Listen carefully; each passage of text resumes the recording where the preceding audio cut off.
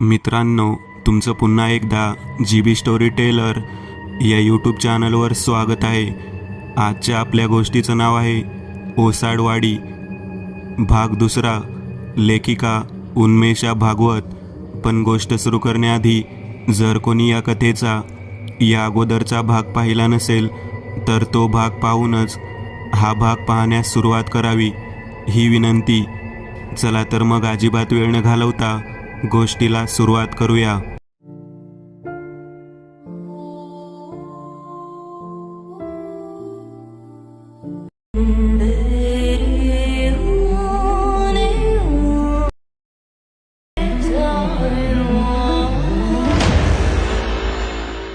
श्याम्या सुद्धा खूप आनंदी होता. खूप ऊन लागत असल्यामुळे तात्या म्हणाले, श्याम्या लवकर घरी जाऊ, लय ऊन लागते. तेवढ्यात तिकडून श्याम्याला आबा येताना दिसले. त्यांचं लक्ष नसावं बहुतेक, कसल्या तरी विचारात मग्न होऊन चालत होते. श्याम्याने त्यांना आवाज दिला, आबा. त्यांचं लक्ष गेलं. त्यांना खूप आनंद झाला. आबा आणि नाना खूप प्रेम करायचे श्याम्यावर. त्याला बघताच ते पटापट चालत पुढे आले आणि त्यांनी श्याम्याला मिठी मारली. वा लेकरा, शेवटी आलास बघ वेळेवर. तात्या, आता काही काळजी नाही बघ, देवळातली सेवा आता श्याम्या करणार, आबा म्हणाले. आबा आणि नाना दोघांनाही मूलबाळ नव्हते, त्यामुळे आबा, त्यांची बायको आणि नाना ह्यांचा श्याम्यावर खूप जीव होता. सुट्टीत गावी आला की भरपूर लाड व्हायचे त्याचे. तात्या म्हणाले, चल घराकडे जाऊ, खूप भूक लागली असेल ना श्याम्या. हो तात्या, चला, जाम भूक लागलीये. मी काय म्हणतो आबा, तुम्ही पण चला जेवायला घरी, श्याम्या म्हणाला. अरे नाही लेकरा, तू नुकताच आलाय, जरा तात्यासोबत वेळ घालव. मी काय नंतर येईल, आबा म्हणाले. पण श्याम्याने काही ऐकलं नाही. तो आबांना सोबतच घेऊन निघाला. बऱ्याच दिवसांनी घरी आल्यामुळे श्याम्याला खूप बरं वाटत होतं आणि त्यात जत्रा होती, त्यामुळे अजूनच भारी. तो तोंड हात पाय धुवून जेवायला बसला. त्याच्या आवडीचा बेत होता, पोरा, पोटभर जेव आणि मग निवांत थोडा वेळ आराम कर. तात्या म्हणाले. हो तात्या, बरोबर आहे तुझं, आबा म्हणाले. तिघेही जेवले. श्याम्याने विषय काढला, आबा नाना कसे आहेत, कधी एकदा त्यांना भेटतो असं झालंय. तात्या, तुम्ही नानांना सांगितलं नाही का मी येतोय ते. नाही म्हणजे इतका वेळ झाला ते आले नाहीत. नाहीतर मी आलो हे कळताच लगेच आले असते. एक काम करतो, मी त्यांना भेटायला जातो लगेच. श्याम्याचे बोलणे ऐकून तात्या आणि आबा एकमेकांकडे बघू लागले. त्यांचे चेहरे पडले होते. श्याम्याला लगेच लक्षात आलं. तो म्हणाला, काय झालं आबा.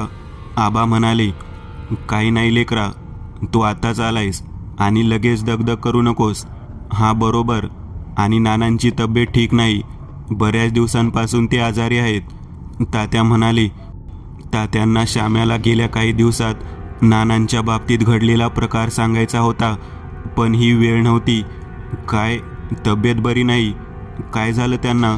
मला काय राहवत नाही आबा, आपण लगेच नानांना भेटायला जाऊ, चला, श्याम्या म्हणाला. आबांना काही करून श्याम्याला थांबवायला लागणार होतं, कारण नानाची अवस्था त्याला बघवली नसती आणि तो नुकताच आला होता. आबा म्हणाले, अरे श्याम्या, आता ते ठीक आहेत, पण आपण त्यांच्या घरी नाही जाऊ शकत. त्यांनी कोणालाही भेटायला बंदी केली आहे. उद्या जत्रेत ते येणार आहेत, तेव्हा भेट होईलच तुझी. तू आराम कर आता. चल तात्या, निघतो मी. कसं तरी आबांनी श्याम्याला समजावलं होतं, पण श्याम्या मात्र खूप अस्वस्थ झाला होता. तो विचारात पडला, काय झालं असेल नानांना की त्यांनी त्यांच्या घरी यायला देखील बंदी केली आहे, आणि आजारी असले तरी मग इलाज पण चालू असेलच की मग. तेवढ्या तात्या म्हणाले, जा श्याम्या, आपल्या खोलीत जाऊन आराम कर. श्याम्या मनातले विचार थांबवून खोलीत गेला. तात्यांना कळत होतं श्याम्याला खूप ओढ लागली आहे नानांना भेटायची. श्याम्या खोलीत आला. सामानावरून कपडे बदलून गादीवर आडवा पडला. मनात नानांचा विचार चालू होता. हळूहळू तो झोपेच्या अधीन झाला. नाना आराम खुर्चीवर बसून झोके घेत होते. चेहरा सुस्त पडला होता. कसलेच हावभाव नव्हते चेहऱ्यावर. त्यांची नजर समोर होती. एकटक पाहत होते. अंगात तो काळा सदरा होताच. त्यांची तब्येतसुद्धा खूप खराब झाली होती. दरवाजा आतून बंद होता. अचानक काय झाले काय माहीत, ते खुर्चीवरून उठले आणि जोरजोरात ओरडू लागले, श्याम्या वाचव, श्याम्या मला वाचव, लवकर ये, ह्या गावाला वाचव, मी अडकलोय श्याम्या, फसलोय, ये पोरा ये, असं म्हणत ते रडू लागले. श्याम्या दचकून उठला. त्याचं शरीर घामाने भिजलं होतं. इतकं भयानक स्वप्न त्याला काही सुचत नव्हतं. तो उठला आणि ठरवलं काही करून नानांना भेटायचं, त्याशिवाय त्याला चैन पडणार नव्हती. संध्याकाळी 6 ते 6:30ची वेळ. तो उठला, तोंड हात पाय धुवून चहा पाणी करून गावात फेरफटका मारून येतो असं सांगून घराबाहेर पडला. तात्या त्यांच्या खोलीत आराम करत होते म्हणून श्याम्यांनी गोट्याला सांगितलं. गोट्या तात्यांचा नौकर होता, अनाथ होता. तात्या सांगतील ती सारी कामे करायचा. श्याम्या चालत निघाला. गावातली मंडळी मध्ये मध्ये भेटत त्याची विचारपूस करत होते. श्याम्याचे मित्रसुद्धा भेटत थांबून विचारपूस करत होते. त्यातच खूप वेळ गेला. इतक्यात श्याम्याला भीमा येताना दिसला. भीमा श्याम्याचा खास दोस्त. वयाने मोठा जरी असला तरी त्यांच्यात मात्र छान मैत्री होती. श्याम्याने आवाज दिला, ओ पैलवान, आहे का ओळख? कुठं निघाली स्वारी? तालमीत का? श्याम्याला बघून भीमाला खूप आनंद झाला. तो म्हणाला, अरे श्यामराव आलास होय, आली बाबा तुम्हाला गावची आठवण. श्याम्या आणि भीमाने एकमेकांना मिठी मारली. भीमा म्हणाला, अरे श्याम्या कधी आलास? आणि हा आता परत जाणार नाही ना? अरे दुपारी 1:30ला आलो. म्हणलं गावात जत्रा पण आहे आणि आता देवळाचं सारं मीच बघणार आहे. अरे वा, भारीच. म्हणजे आता काही काळजी नाही देवळाची. नाहीतर खूप उदास वाटत होतं देऊळ पडल्यापासून, पण आता त्याचं काम अंतिम टप्प्यात आहे. श्याम्याला वाटलं भीमाला नक्कीच काहीतरी खबर असेल नानांबद्दल. त्याने विचारलेच, भीमा, तुला नानांबद्दल काही माहिती आहे का? ते आजारी आहेत असं कळलं, आणि तू भेटलास का त्यांना? भीमा म्हणाला, म्हणजे तुला काय घडले हे माहीतच नाही होय? काय घडले? काय झालं भीमा? नाना बरे आहेत ना? अरे काय सांगू तुला. भीमा काही बोलणार इतक्यात त्याचा छोटा मुलगा तिकडे आला. म्हणाला, बा चल की घरी, आई वाट बघती आणि मला लई भूक लागली. भीमाचा मुलगा खेळून दमला होता आणि आता भूक लागली म्हणून हट्ट करत होता. अरे थांब की, मी बोलतोय ना महत्त्वाचं. श्याम्या म्हणाला, अरे राव दे भीमा, तू जा घरी, नंतर बोलू आपण. असं म्हणत श्याम्यांनी भीमाच्या मुलाला लेमन गोळी दिली आणि त्याच्या गालावर एक गोड पापी घेतली. श्याम्या पुढे निघाला. खरं तर त्याला आधी देवळात जायचं होतं, पण त्याला राहवलं नाही आणि तो नानांच्या घरी निघाला. काही करून त्याला नानांना भेटायचं होतं. 8:30 ते 8:45च्या दरम्यान वेळ झाली होती. अंधार पडत चालला होता. अखेर श्याम्या नानांच्या घरापाशी येऊन थांबला. दरवाजा आतून बंद होता. कमालीची शांतता आणि विचित्र वातावरण भासत होतं. हवेत गारवा होता. थंड वारा अंगाला झोंबत होता. नानांनी शिवल्याला घराबाहेर पाळत ठेवायला खूप आधी सांगितलं होतं. कोणी भेटायला आलं तर दारातूनच परत पाठवायचं होतं. शिवल्यालाही खूप विचित्र वाटत होतं. नानांचं वागणं खूप बदललं होतं, पण त्याचा नाईलाज होता. त्याला नानांची काळजी होती म्हणून तो हे सगळं करत होता. आता शिवल्या जेवणाचा डब्बा आणायला घरी गेला होता. श्याम्या येताच नानांना कसली तरी चाहूल लागली. त्यांनी हळूच खिडकीतून पडद्यामागून बाहेर बघितलं. श्याम्या उभा होता. त्याला पाहताच नानांना खूप आनंद झाला. त्याला कडकडून मिठी मारावी असं नानांना झालं. सगळी मरगळ झटकून ते दरवाजा उघडायला निघाले.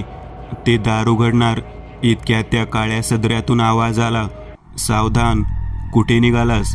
असं म्हणताच नानांना जोरात झटका बसला. ते लांब जाऊन कोसळले.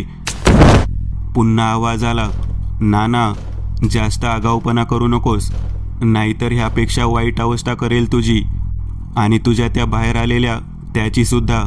नाना जोरात पडल्यामुळे त्यांना उठता येत नव्हते. कसं बसं ते उठले.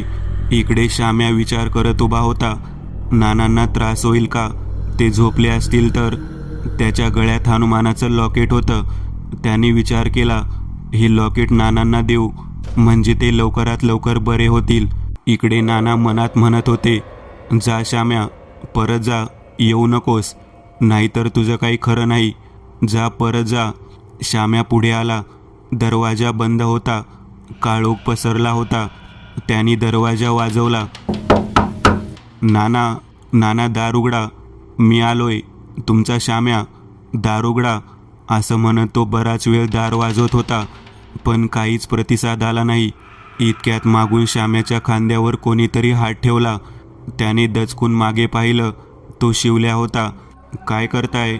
नानांनी कोणालाही भेटणार नाही असं सांगितलंय आणि त्यांची तब्येत पण बरी नाही. ते लवकरच बरे झाले की सगळ्यांना भेटतील असा निरोप आहे. तुम्ही जा इकडून, शिवल्या म्हणाला आणि दरवाजाबाहेर पाळत ठेवत बसला. श्याम्याला खूप विचित्र वाटलं, पण काही पर्याय नव्हता. तो परत घरी जायला निघाला, पण त्याच्या डोक्यात विचार चालू होते. श्याम्या विचार करता करता घरी पोहोचला. आपल्याला देवळात जायचे होते हे देखील तो विसरला. तात्या त्याचीच वाट बघत घराबाहेरच्या कॉटवर बसले होते. तो येताच ते म्हणाले, अरे श्याम्या, काय हे, किती उशीर, इतका वेळ कुठे फिरत बसलास? श्याम्या म्हणाला, काही नाही, ते गावात जरा फेरफटका मारायला गेलो होतो. मित्र, गावातली मंडळी विचारपूस करत होते, म्हणून जरा उशीर झाला. मात्र तात्यांना त्याचा चेहरा उतरलेला वाटला. ते मनातच म्हणाले, हा नक्कीच नानांना भेटायला गेला असणार, पण भेट झाली नसणार. ते श्याम्याला म्हणाले, जात आवरून घे, मग जेवण करून घेऊ, आणि जेवण झालं की लगेच आराम कर. थकला आहेस पोरा. श्याम्याने ठरवलं, काही करून उद्या सकाळी लवकरात लवकर जाऊन नानांना भेटायचे. काय प्रकार आहे ते पाहावं. काही हो दे, पण उद्या लवकर जाऊन भेटायचंच. श्याम्याने सगळे डोक्यातले विचार थांबवले. आवरून तो आणि तात्या शांतपणे जेवले आणि मग काही वेळाने श्याम्या झोपण्यासाठी गादीवर आडवा झाला. झोपण्याचा प्रयत्न करत होता, पण झोप काही लागत नव्हती. सारखा डोळ्यासमोर नानांचा रडवेला चेहरा येत होता. इकडे नाना पण खूप बेचैन झाले होते. ते विचारत होते, माझ्या श्याम्या डोळ्यासमोर असताना मी त्याला भेटू शकलो नाही, ह्यापेक्षा मोठं दुःख नाही. आता माझा श्याम्याच गावाला वाचवू शकतो. माझ्या चुकीची मला जी काही शिक्षा मिळाली ती मी भोगायला तयार आहे. गेल्या काही दिवसात माझ्या विचित्र वागण्यामुळे सगळे माझ्यापासून लांब झालेत. नव्हे, मी त्यांना लांब केलंय. कोणीही मी काही सांगितले तरी विश्वास ठेवणार नाही. उलट माझ्याकडून जीव वाचवण्यासाठी सैतानाच्या सेवकाला मी जे वचन दिलंय ते जर गावकऱ्यांना कळलं तर माझी सगळी माणसं माझ्यापासून दूर जातील कायमची. मी ते नाही गमवू शकत. पण आता बस, काही झालं तरी उद्या श्याम्याला भेटून सगळं कबूल करून माफी मागून ह्यातून काहीतरी मार्ग काढला पाहिजे. मला विश्वास आहे तो काहीतरी करेल. निदान जत्रेत काही विपरीत घडायला नको. इकडे श्याम्याला खूप वेळाने गाढ झोप लागली. श्याम्याच्या खोलीची खिडकी उघडी होती. गार वारा येत होता. अचानक खिडकीतून वाऱ्याची एक झुळूक आत आली. त्याबरोबर होती ती आकृती, सैतानाच्या सेवकाची आकृती. काळी. हळूहळू सैतानाचा सेवक आपल्या मूळ मानव रूपात आला आणि मनातच म्हणाला, तुझ्यापासून धोका आहे. तू माझा डाव उधळायला आलायस. मगाशी नानांच्या घराबाहेर उभा होतास तेव्हाच कळलं तू काही शांत बसणाऱ्यातला नाहीस. वेगळी चमक आहे तुझ्या डोळ्यात जी मला सहन होत नाही. आता तू जिवंत तर राहशील, पण फक्त एक पाय आणि एक हाताबरोबर, कायमचा अंथरुणाला खिळून. असं म्हणत तो पुढे आला. इतक्यात झटका लागावा तसा मागे सरकला,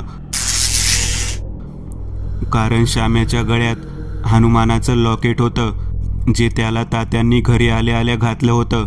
सेवकाने पुन्हा प्रयत्न केला, पण परत तेच. सैतानाचा सेवक नाईलाजाने पुन्हा काळ्या आकृतीत येऊन वाऱ्याबरोबर खिडकीतून बाहेर पडला. श्याम्या गाढ झोपेत होता. पहाटे दारावर पडणाऱ्या जोरजोरात धापांनी गोट्याला जाग आली. त्याने दरवाजा उघडला. बाहेर बबन उभा होता. बबन श्याम्याच्या आत्याकडे शेतातली कामं सांभाळायला आणि घर सांभाळायला खूप वर्षापासून नौकर म्हणून कामाला होता. विश्वासू होता. बबन म्हणाला, तात्यांना बोलव लवकर, घाई आहे. तसं गोट्या तात्यांना बोलवायला त्यांच्या खोलीत गेला. तात्या बाहेर आले. बबनला एवढ्या पहाटे आलेलं बघून तात्यांना आश्चर्य वाटलं. तात्या म्हणाले, काय रे बबन्या, काय झालं? आण तू इकडं, ते पण एवढ्या पहाटे. ये आत ये. तात्या म्हणाले. नाही आत नको तात्या, श्याम्याला बोलवा लवकर, त्याला घेऊन जायला आलोय. श्याम्याच्या आत्याची तब्येत खालावलीये, बरी नाही ती. जेव्हापासून श्याम्या गेलाय तेव्हापासून तब्येत ठीक नाही. नुसतं श्याम्या श्याम्या करतीये. औषध दिलंय, पण तिला श्याम्याला बघायचंय, त्याशिवाय औषध घेत नाही म्हणते. लगोलग घरातून निघून पहाटे पहाटे पोहोचलो. अरे देवा, हे काय झालं आता? श्याम्या नुकताच परत आला आणि तिने अंथरूण धरलं. तात्या म्हणाले. तात्या श्याम्याच्या खोलीत गेले. श्याम्या अजूनही निवांत झोपला होता. तात्यांनी त्याला उठवलं आणि सगळी हकीकत सांगितली. श्याम्या हे ऐकून थक्क झाला, कारण तो आत्याकडून निघताना तब्येत एकदम नीट होती तिची. अचानक काय झालं?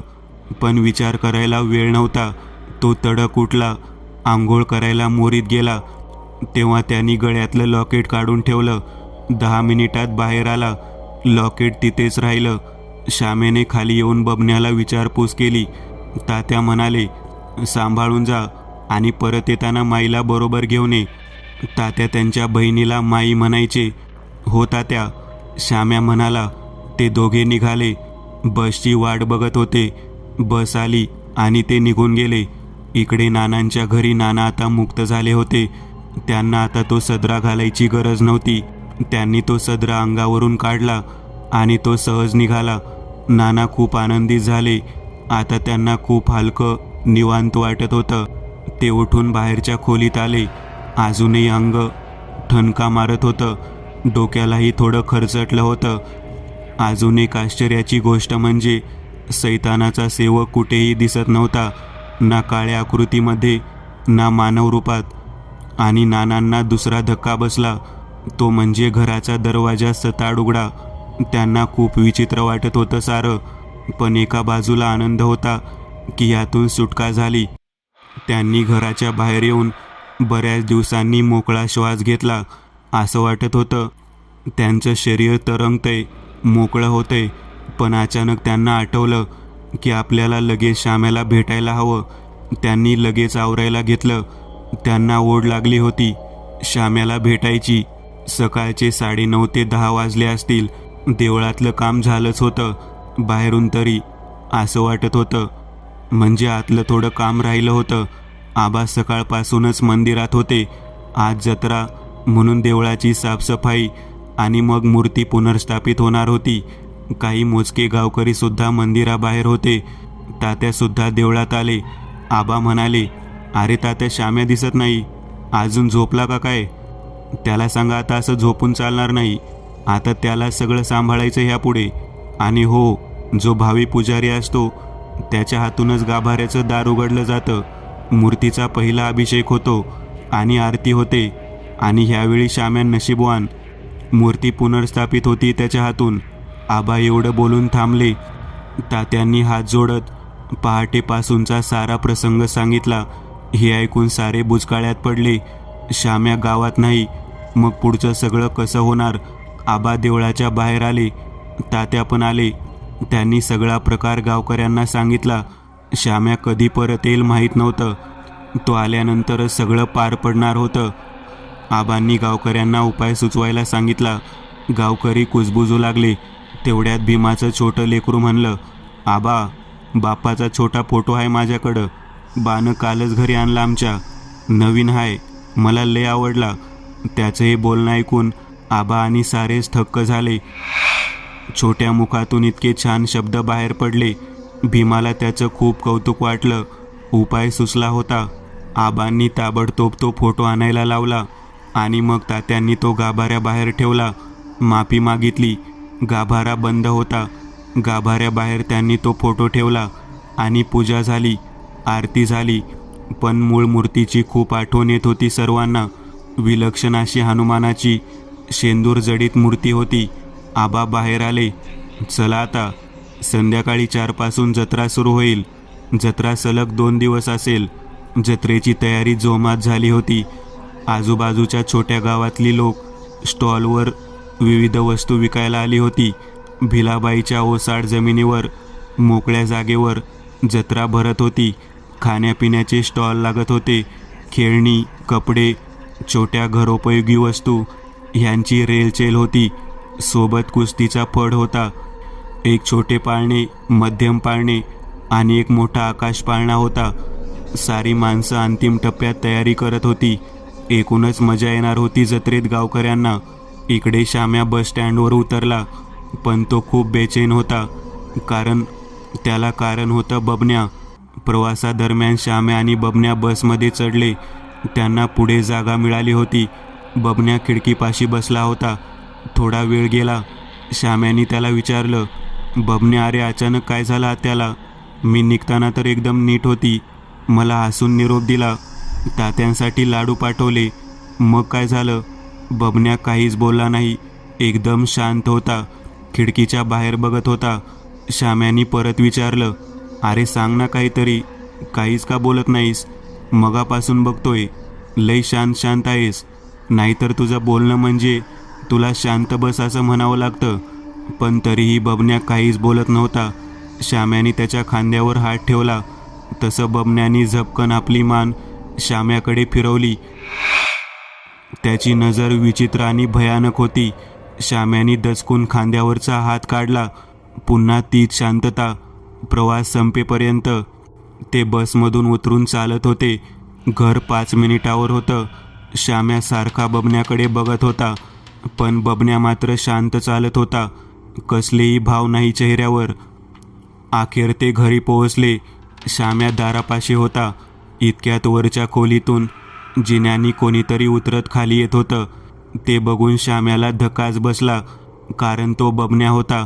बबन्या जिने उतरून खाली आला आणि म्हणाला, अरे श्याम्या दादा, तू इकडे काय करतोयस? जाऊन 2 पण दिवस नाही झाले आणि लगेच हजर. आमच्याशिवाय करमत नाही ना? थांब, माईला बोलावतो. माई म्हणजे श्याम्याची आत्या. माई, ए माई, अगं श्याम्या दादा आला बघ, खाली ये लवकर. श्याम्याला काहीही सुचत नव्हतं. त्याने मागे वळून बघितलं. मागे कोणीच नव्हतं. तो विचार करत होता, बबन्या इथे, मग आपल्याबरोबर कोण? इतक्यात माई आत्या जिने उतरत खाली येताना दिसली. ती एकदम ठणठणीत वाटत होती. श्याम्याने पटकन खांद्यावर अडकवलेली बॅग खाली टाकली आणि तो पळतच पुन्हा मागे जाऊ लागला. त्याची नजर कोणाला तरी शोधत होती. इकडे माई आत्यानी घरातून बबन्याला श्याम्याला काय झालं ते बघायला त्याच्या मागावर पाठवलं. श्याम्या खूप अस्वस्थ होता. स्टॉपपर्यंत आला होता श्याम्या, पण तो कुठेच दिसला नाही. श्याम्या डोक्याला हात लावून रस्त्याच्या मधोमध थांबला होता. इतक्यात मागून बबन्याचा आवाज आला, श्याम्या दादा, श्याम्या दादा. अरे काय झालं? तू असा का पळत आलास? आणि तू एवढा घाबरला काय आहेस? त्याला बघता श्याम्याला चक्कर आली आणि तो खाली कोसळून पडला. बबन्या श्याम्याला उठवायचा प्रयत्न करत होता. आजूबाजूची लोक गोळा करून श्याम्याला घरी नेण्यात आलं. ते गेले तसं त्यांच्या मागे थोड्या दूरवर असलेल्या झाडामागून कोणीतरी डोकावून बघत होतं. तो बबन्या होता. तो पुढे आला. अचानक त्याच्या अंगावरचे कपडे बदलले. साधा शर्ट जाऊन आता तोच काळा सदरा, काळं धोतर आणि तोच भयानक चेहरा आणि हास्य परत आलं होतं. एक आवाज घुमला, सैताना, अडथळा दूर झाला रे. आपल्याला आता धोका नाही. आता विचार करून करून डोक्याचा भुगा होईल त्याच्या. असं म्हणत तो हसायला लागला. इकडे नाना सगळं आवरून झपाझप पाऊल टाकत श्याम्याच्या घरी निघाले होते. आता ते बरे वाटत होते. त्यांना चांगली संधी होती श्याम्याला सगळं सांगण्याची, कारण सैतानाचा सेवक सकाळपासून दिसत नव्हता. अंगावरचा काळा सदरा देखील उतरला होता. नाना पोहोचले. त्यांनी श्याम्याला आवाज दिला. आवाज ऐकून गोट्या बाहेर आला आणि आश्चर्याने म्हणाला, नाना हो तुम्ही? कुठे होतात?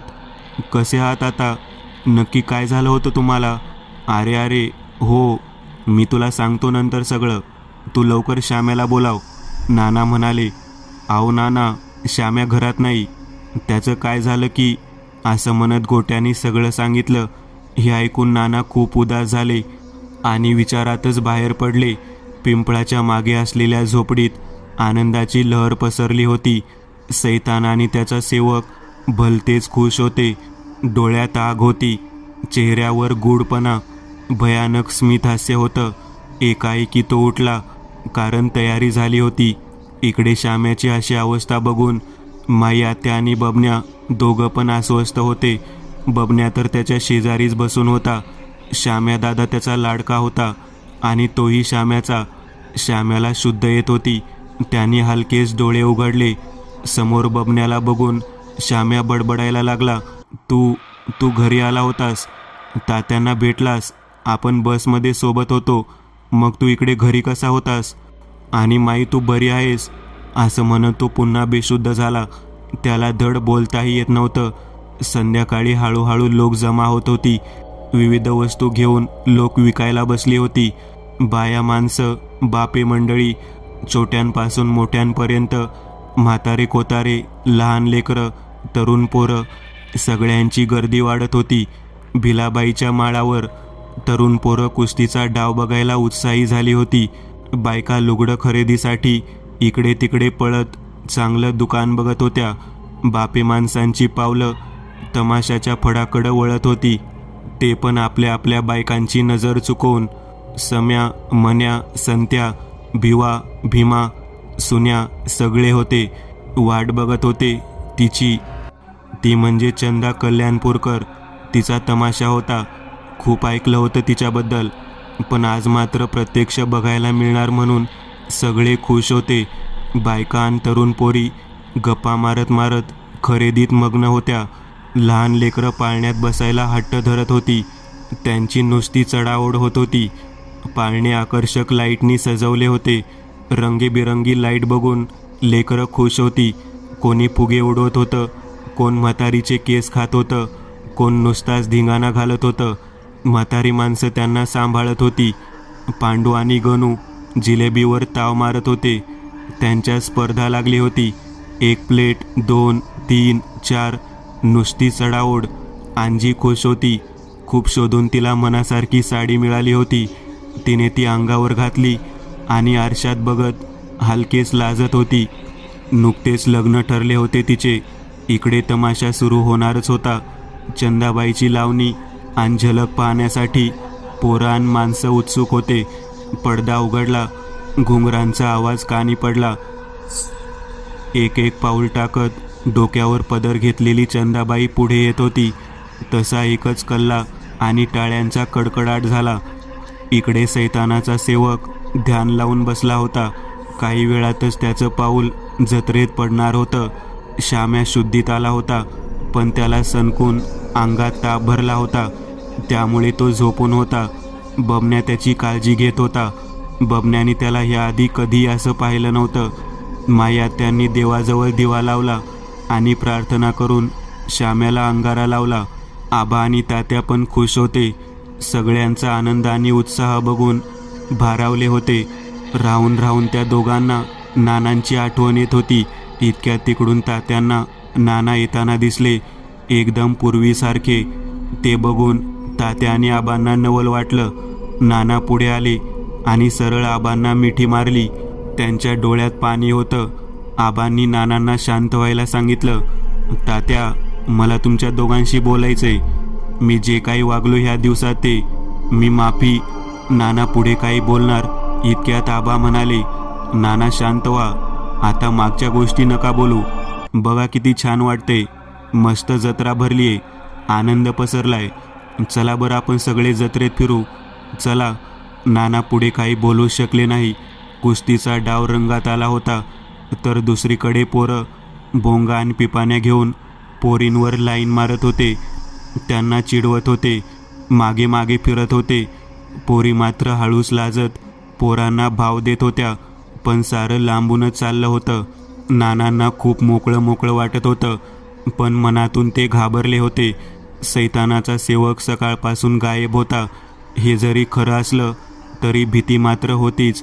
आता संध्याकाळ संपून रात्र चालू झाली होती. जत्रेला वेगळाच रंग चढला होता. कोणाच्याही चेहऱ्यावर थकल्याचे भाव दिसत नव्हते. सगळे उत्साहात होते. आज रात्रभर जत्रा सुरू राहून उद्या रात्री संपणार होती. इकडे श्याम्याला शुद्ध आली होती. रात्रीचे 8 वाजले होते. श्याम्या आता पूर्वीपेक्षा बरा दिसत होता. माई आत्या श्याम्याच्या शेजारीच बसून होती. त्याच्या डोक्यावर हात ठेवत ती म्हणाली, काय झालं बाळा, हे सगळं काय चाललंय? तू इतका विचित्र का वागलास रे? बबन्या देखील श्याम्यासमोर असलेल्या भिंतीला टेकून उभा होता आणि काळजीने त्याच्याकडे बघत होता. श्याम्याने बबन्याकडे बघितले आणि त्याला एकच प्रश्न विचारला, बबन्या तू कुठे होतास आणि घरी का आला होतास? माई तर बरी आहे, मग तू? तेवढ्यात आत्या म्हणाली, अरे श्याम्या, बबन्या मला सोडून कुठे जाणार? तो माझ्यासोबतच आहे, इथे घरातच. नाही, हे कसं शक्य आहे? नाही. बबन्या तात्यांकडे आला, मग आम्ही बसमध्ये बसलो आणि मग इथे आलो, श्याम्या म्हणाला. हे ऐकून बबन्या आणि माई दोघेही थक्क झाले आणि एकमेकांकडे बघू लागले. काहीही कळत नव्हतं. माई आत्यांनी श्याम्याला पुन्हा विचारले, श्याम्या नीट सांग बाळा, काय झालं? श्याम्याने सगळं सांगायला सुरुवात केली. ते ऐकून माई आत्या आणि बबन्या थरथरले. श्याम्याचं डोकं काम करत नव्हतं. आपल्याबरोबर प्रवासात कोण होता आणि त्याची ती नजर, भयानक आणि तो शांत चेहरा, काही केल्या श्याम्याच्या डोळ्यासमोरून जात नव्हता. काहीतरी भयानक प्रकार होता हे श्याम्याला समजले. काही करून त्याला ओसाडवाडीत पोहोचायचे होते, पण त्याला धड उठताही येत नव्हते. पाय खूप दुखत होते, डोकं खूप दुखत होतं. त्याला 2 दिवस पूर्ण आराम करायची ताकीद दिली माई आत्याने आणि गावातल्या वैद्यांनी पण. श्याम्याच्या शरीरातली सगळी ताकद गेली होती. कोणीतरी रक्त शोषून घेतल्यासारखं शरीर झालं होतं. खूप अशक्त झाला होता तो. बसमध्ये त्याने, म्हणजे सैतानाच्या सेवकाने, पाण्याच्या बाटलीत अभिमंत्रित केलेला अंगारा मिसळून श्याम्याला ते पाणी प्यायला दिलं होतं. आधीच तहानेने व्याकुळ झालेला श्याम्या गटगट पाणी प्यायला आणि त्याचा असा परिणाम दिसत होता. इकडे सैतानाचा सेवक सैतानाच्या मूर्तीसमोर ध्यान लावून बसला होता. तो उठला आणि सैतानाच्या पायावर डोकं ठेवून निघाला आपल्या कामगिरीवर. गावात कमालीची शांतता पसरली होती. गावातले जवळजवळ सगळेच जत्रेत दंग होते. म्हातारे कोतारे दारं खिडक्या बंद करून निवांत पडले होते. रस्ता शांत होता. रात्रीचा वारा मात्र सुटला होता. सैतानाच्या सेवकाचा चपलेचा करकर असा आवाज घुमत होता आणि शांतता भंग करत होता. काळ्या कपड्या सैतानाचा सेवक अत्यंत भयानक दिसत होता. त्याचे ते लालसर डोळे, पिवळे दात, सारच विचित्र. चालता चालता तो थांबला. त्याने आपल्या डाव्या बाजूला बघितले आणि तो तिकडे वळला. तो चालत त्या दिशेने निघाला. ते स्मशान होतं. सैतानाचा सेवक थांबला आणि स्मशानात मध्यभागी बसून त्याने एक रिंगण आपल्या भोवती आखलं. त्याने आजूबाजूला बघितले. भयानक शांतता, काळोख आणि वारा होता. त्याने मंत्र म्हणायला सुरुवात केली. त्याने समोर एक काळी बाहुली ठेवली आणि तिच्यावर हात ठेवून मंत्र म्हणत होता. तो त्या बाहुलीवर काहीतरी शिंपडत होता. त्या बाहुलीचे डोळे बंद होते. आता मंत्राचा वेग वाढला होता. शेवटचा मंत्र म्हणून त्याने पुन्हा बाहुलीवर शिंपडलं आणि मोठ्याने म्हणाला, या या आत्म्यांनो, या. गरज आहे तुमची, कामगिरी आहे तुमच्यावर, आपल्याला निघायचंय. सैतानाचा हुकूम आहे तुम्हाला. जिथे कुठे भटकत असाल तिथून या, मदतीला या. सेवक मोठ्याने ओरडत, अंगात आल्यासारखा ओरडत प्रेतात्म्यांना बोलावत होता. काही वेळ गेला. अचानक वारा बंद झाला. रातकिड्यांची किरकिर वाढली. कुबट वास पसरला होता आणि अचानक समोर ठेवलेल्या बाहुलीने डोळे उघडले आणि ती हवेत तरंगत होती. प्रेतात्म्यांनी हुकूम मानला आहे ह्याची ही खूनच होती. सैतानाचा सेवक हलकेच हसला आणि वातावरणात बदल होत होता. एक एक दुष्ट प्रेतात्मे सेवकाभोवती जमा होत होते. 5 ते 6 आत्मे गोल गोल फिरत होते. सैतानाच्या सेवकांनी कामगिरी समजावली आणि आत्म्यांनी होकार भरला आणि हसायला लागले. भयंकर. सैतानाच्या सेवकाने आपल्या जवळची बरणी उघडली. एक एक प्रेतात्मा त्यात घुसत होता. काळा द्रव साचला होता बरणीत. त्यांनी झाकण बंद केले आणि तो मोठ्याने म्हणाला, कामगिरी सुरू. असं म्हणताच ढगाचा जोरात आवाज झाला आणि जोरात वीज चमकली. तो चालत पुढे निघाला. आणि आता काहीच अंतरावर तो जत्रेत पोहोचणार होता. आणि इकडे श्याम्या तळमळत होता एका कुशीवरून दुसऱ्या कुशीवर. मित्रांनो, आज पुरतं एवढंच. तुम्हाला जर काही गोष्ट आवडली असेल तर नक्की लाईक करा. तुमच्यापैकी बरेचसे जण व्हिडिओ लाईक न करताच पळून जातात, पण हा जर व्हिडिओ तुम्ही लाईक केला तर मला जरा बरं वाटेल आणि असेच भारी भारी व्हिडिओ बनवायची माझ्यात एनर्जी येईल. त्यामुळे नक्की लाईक करा. आणि अजूनही कोणी या चॅनलला सबस्क्राईब केलेलं नसाल तर लगेच सबस्क्राईब करून टाका. आणि बाजूची घंटी ती मात्र दाबायला विसरू नका. देवाची घंटी आहे ती. चला तर मग पुन्हा भेटूया अशीच एक आगळी वेगळी गोष्ट घेऊन पुढच्या